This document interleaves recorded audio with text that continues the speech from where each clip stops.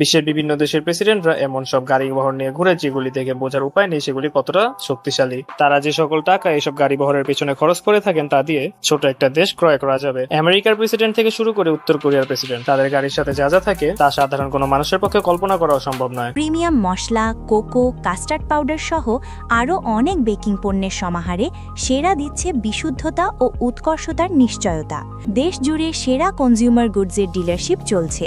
রাশিয়ার president Vladimir Putin যখন তার গাড়ি বহর নিয়ে বের হন তখন তা দেখে মনে হয় তিনি কোনো যুদ্ধে নামছেন। তিনি সাধারণত সিনাপস লিমুজিন ব্যবহার করেন, যা দেখতে রোলস রয়েসের মতো হলেও আসলে একটা ছোটখাটো ট্যাঙ্কের মতো শক্তিশালী। এই গাড়ির বুলেট প্রুফ জানালা এবং বোমা প্রুফ বডি, এমনকি কেমিক্যাল প্রতিরোধীও। দরজা এতটাই শক্তিশালী যে একটি ছোটখাটো মিসাইলের আঘাতও এটি সহ্য করতে পারে। শুধু তাই না, গাড়ির নিচে বিস্ফোরণ প্রতিরোধী প্লেটও লাগানো আছে যাতে মাটিতে পুঁতে রাখা মাইনেও কিছু না হয়। পুতিনের গাড়ির ভিতরে একটা গোপন যোগাযোগের সিস্টেম আছে যেখান থেকে তিনি যুদ্ধের সিদ্ধান্ত নিতে পারেন। এমনকি গাড়ির ভিতরে অক্সিজেন সাপ্লাই সিস্টেম এবং প্রেসিডেন্টের নিজের রক্তের ব্যাগের ব্যবস্থাও থাকে যাতে যে কোনো ইমার্জেন্সিতেও চিকিৎসা দেওয়া যায়। কিন্তু উত্তর কোরিয়ার প্রেসিডেন্ট কিম জং উনের গাড়ির ব্যবস্থা কিন্তু আরেকটু আলাদা। তিনি সাধারণত মার্সিডিজ পুলম্যান বার্ড গাড়িতে চলাফেরা করেন, যা একটা বুলেট প্রুফ, বোমা প্রুফ, কেমিক্যাল প্রুফ গাড়ি। তবে মজার বিষয় হলো তার গাড়িতে সব থেকে বেশি চোখে পড়ার বিষয় তার দেহরক্ষীদের দৌড়ানো। যখন কিমের গাড়ি চলে তখন তার 12 জন দেহরক্ষী স্যুট বুট পরে তার গাড়ির চারপাশে দৌড়াতে থাকে। এদেরকে সাধারণ বডিগার্ড ভাবার কোনোই দরকার নেই। এরা এই পরিমাণ ট্রেনিং প্রাপ্ত যে একাই 100 জনকে ধপাস করে দিতে পারে। অন্য দেশের প্রেসিডেন্টরা যেখানে বুলেট প্রুফ গাড়ির ভিতরে বসে নিরাপদে থাকেন, কিমের দেহরক্ষীরা লাইভ অ্যাকশন মুভির মতো দৌড়ে দৌড়ে পাহারা দেয়। গাড়ির জানালা বুলেট প্রুফ, দরজা এমন শক্ত যে বোমাও সহ্য করতে পারে। কিন্তু জাতিসংঘের নিয়ম অনুযায়ী উত্তর কোরিয়ায় বিলাসবহুল গাড়ি পাঠানো নিষিদ্ধ।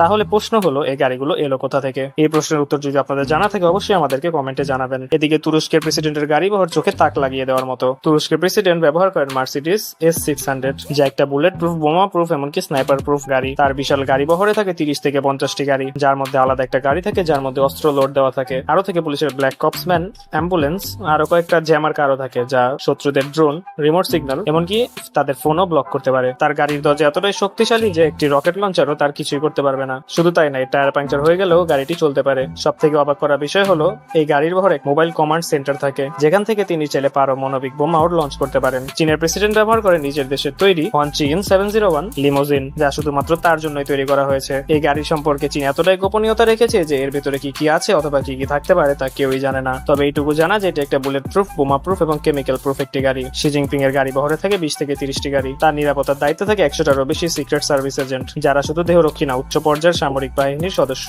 এই গাড়ির সবচেয়ে বড় রহস্য হলো এর ইলেকট্রিক ডিফেন্স সিস্টেম। শত্রুরা যদি ড্রোন বা হামলা চালাতে চায় তাহলে এই গাড়ি নিজে নিজেই সেই সিগন্যাল বন্ধ করতে পারে। এমনকি এতে অটো ড্রাইভ সিস্টেমও রয়েছে যাতে বিপদে পড়লে গাড়ি নিজে নিজে চালিয়ে নিরাপদ জায়গায় চলে যেতে পারে। এরপরের ভিডিওতে আমরা জানবো আমেরিকা, সৌদি আরব, এমনকি নানান আরো দেশের প্রেসিডেন্টের গাড়ি বহরের কথা। অবশ্যই আমাদের চ্যানেলটিকে লাইক, শেয়ার, সাবস্ক্রাইব এবং ফলো করে আমাদের পাশেই থাকবেন। দেখা হচ্ছে নেক্সট ভিডিওতে। ধন্যবাদ।